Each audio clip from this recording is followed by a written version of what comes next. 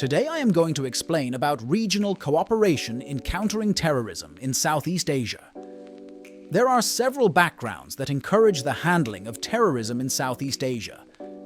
Some of them are the increasing tension of attacks carried out by terrorist groups from 1970 to 2020. It can be seen in this graph where there was a drastic increase from 2010 to 2015. After that, it can be seen on this map where the distribution of terrorist groups occurs in the Southeast Asian region.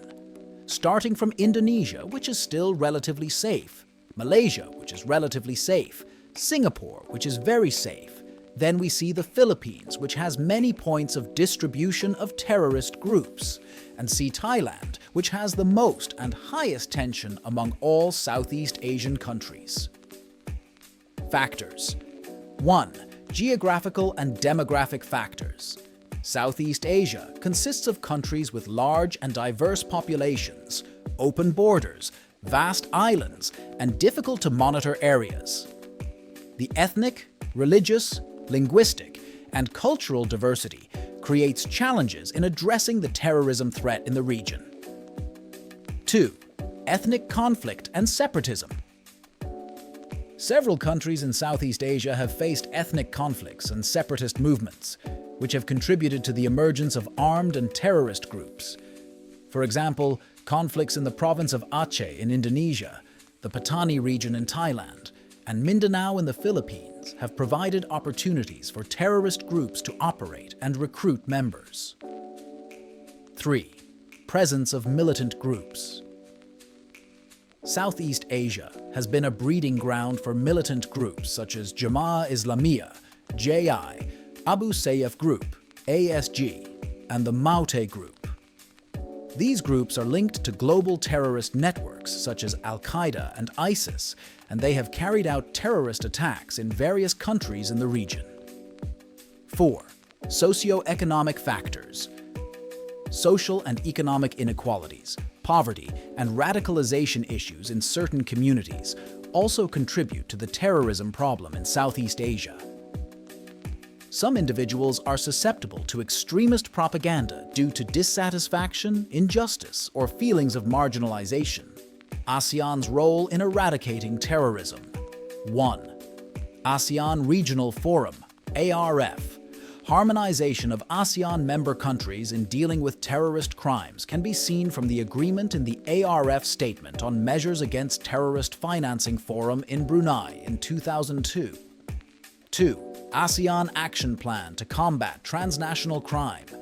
There was a meeting of senior leaders of ASEAN member countries to adopt the Declaration on Transnational Crime in 1997 and form the ASEAN Action Plan to Combat Transnational Crime in 1999 to overcome transnational crime and terrorism in the Southeast Asia region. 3. Southeast Asia Trilateral Counter-Terrorism, ACCT Agreement. Real action on security theory, starting from the trilateral cooperation between the Philippines, Malaysia, and Indonesia in May 2002, which formed the Southeast Asia Trilateral Counter-Terrorism Agreement. 4.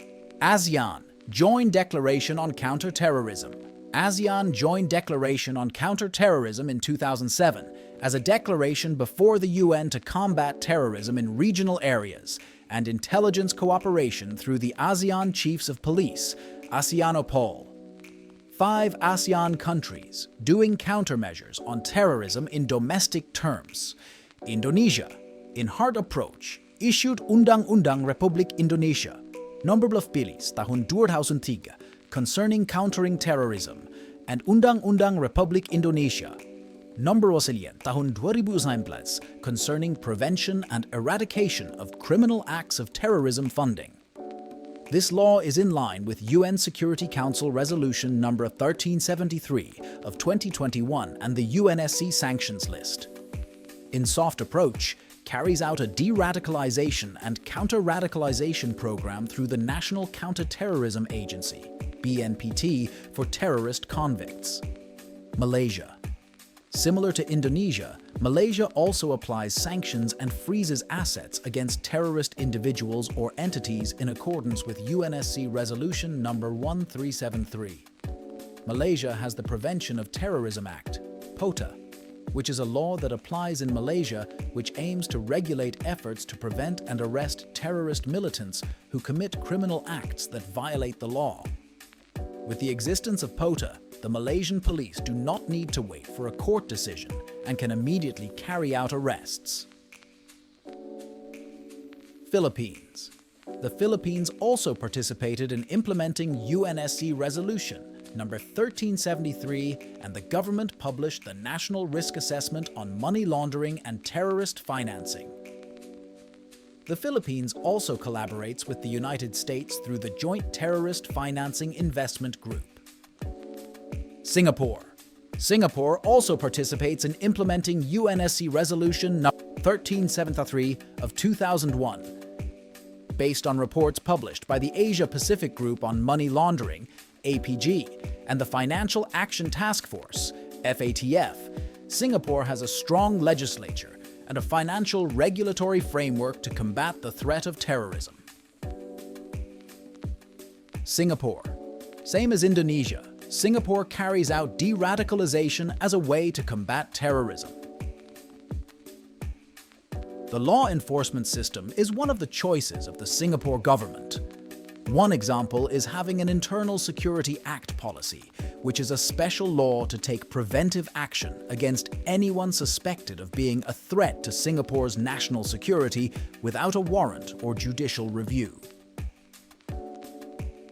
Thailand. Thailand has a law on combating the financing of terrorism and legal regulations that became effective in 2013.